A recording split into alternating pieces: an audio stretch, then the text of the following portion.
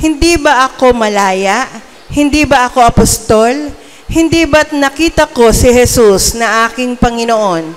Hindi ba kayo ang bunga ng aking paglilingkod sa Kanya?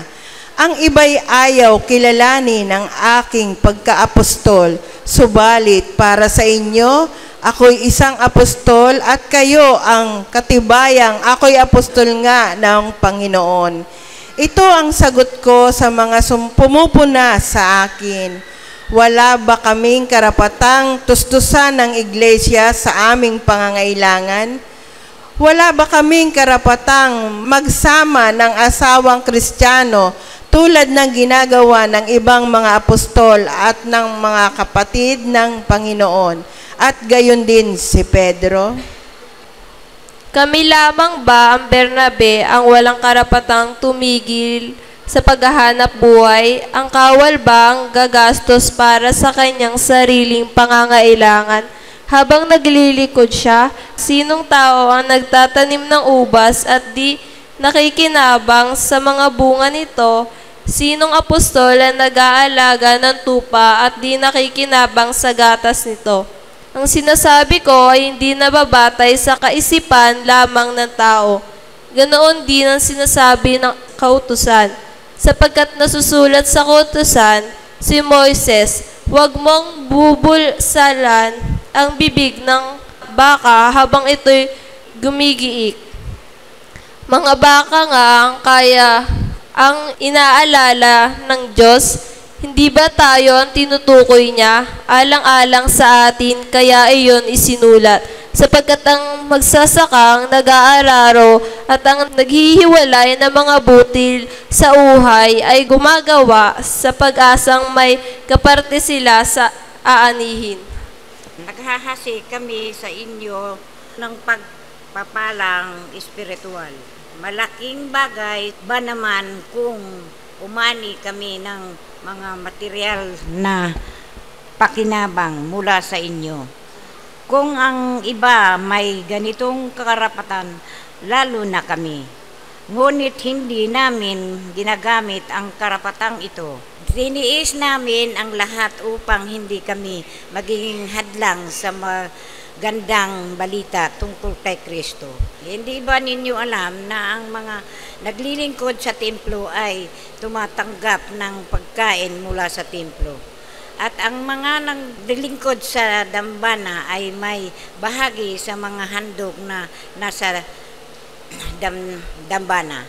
Sa ganyan ding paraan, ipinag-uutos ng Panginoon na ang mga nangangaral, mga magandang balita ay dapat matustusan ang ikabubuhay sa pamamagitan ng magandang balita. Ngunit hindi ginagamit ang alinman sa mga karapatang ito at hindi ko kayo sinusulatan ngayon upang hingin ng tulong. Mas iibigin ko pang mamatay kaysa mawala sa akin ang bagay na ipagmamalaki ko. Hindi ngayon nangangaral ako na magandang balita ay maaari na akong magmalaki, sapagkat iyan ang tungkuling inaatang sa akin. Sumpain ako kung hindi ko ipapangaral ang magandang balita. Kung ginagawa ko ito ng kusang loob, ako'y may maaasahang kabayaran, ngunit ginagawa ko ito bilang pagtupad sa tungkuling ipinagkatiwala sa akin ng Diyos. Ano ang ipangaral ko ng walang bayad, ang magandang balita, at ang hindi ko pag-angkin sa karapatang nauukol sa akin bilang tagapangaral. Malaya ako at di alipin ni numan, ngunit nagpapaalipin ako sa lahat upang mahikayat ako ng mas marami sa Panginoon. Sa piling ng mga Hudyo, ako'y namumuhay tulad ng isang Hudyo, upang mahikayat ko sila kahit na hindi ako saklaw ng kautusan.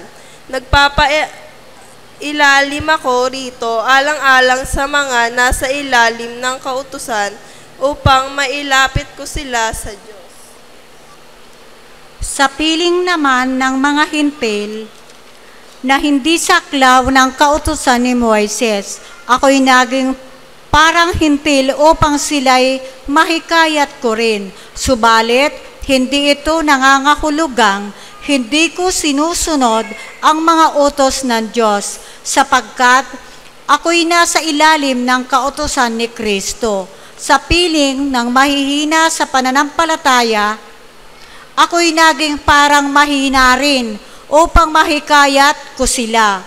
Ako'y nakibagay sa lahat ng tao upang sa lahat ng paraan ay makapagligtas ako ng kahit ilan man lamang. Ginagawa ko ang lahat ng ito alang-alang sa magandang balita upang makabahagi ako sa mga pagpapala nito. Alam ninyong ang mga kalahok sa paligsahan ay tumatakbong lahat, ngunit iisa lamang ang nagkakamit ng gantimpala. Kaya't pagbutihin ninyo ang pagtakbo upang kamtan ninyo ang gantimpala. Lahat ng manlalarong nagsasanay ay may disiplina sa lahat ng bagay upang magkamit ng isang gantimpalang panandalian lamang.